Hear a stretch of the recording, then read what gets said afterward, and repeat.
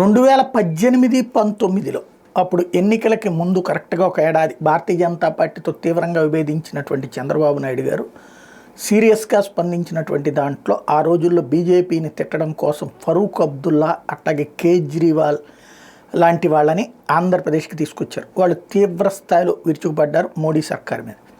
Scene cut చేస్తే ఇది 24-25లోకి వచ్చాం. ఇప్పుడు ఇదే చంద్రబాబు గారు ఢిల్లీ వెళ్ళారు, కరెక్ట్గా ఎన్నికలు జరుగుతున్నటువంటి వేళ వెళ్ళారు.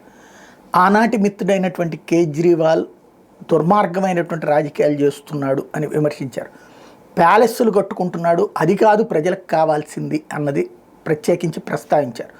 ఢిల్లీ సర్వనాశనం అయిపోతుంది, ప్రపంచమంతా కూడా ఢిల్లీ రావాలనుకుంటుంటే ఆ ఢిల్లీని కాస్త దానికి నాశనం చేసుకొచ్చారు. దేశమంతా నెంబర్ 1గా ఎదుగుతుంటే ఢిల్లీ మాత్రమే తిరోగమనంలో ఉంది అన్నటువంటి వ్యాఖ్యలు చేశారు.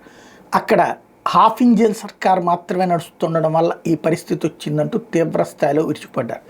ఫైనల్గా 10 లక్షల మంది తెలుగు వాళ్ళకి సంబంధించి ప్రభావితం చేయగలిగేటటువంటి వ్యక్తులని పవన్ కళ్యాణ్ చంద్రబాబుని ప్రస్తావిస్తే చంద్రబాబు నాయుడు గారు నిన్న చేసినటువంటి ఈ ప్రసంగం అన్నటువంటిది చాలా కీలకమైంది. వాళ్ళ ప్రెస్ కాన్ఫరెన్స్ పెట్టి మరి ఇవన్నీ మాట్లాడటం అన్నది భారతీయ జనతా పార్టీకి ఒక రకంగా boost. At the same time కేజ్రీవాల్కి అదొక పెద్ద షాక్.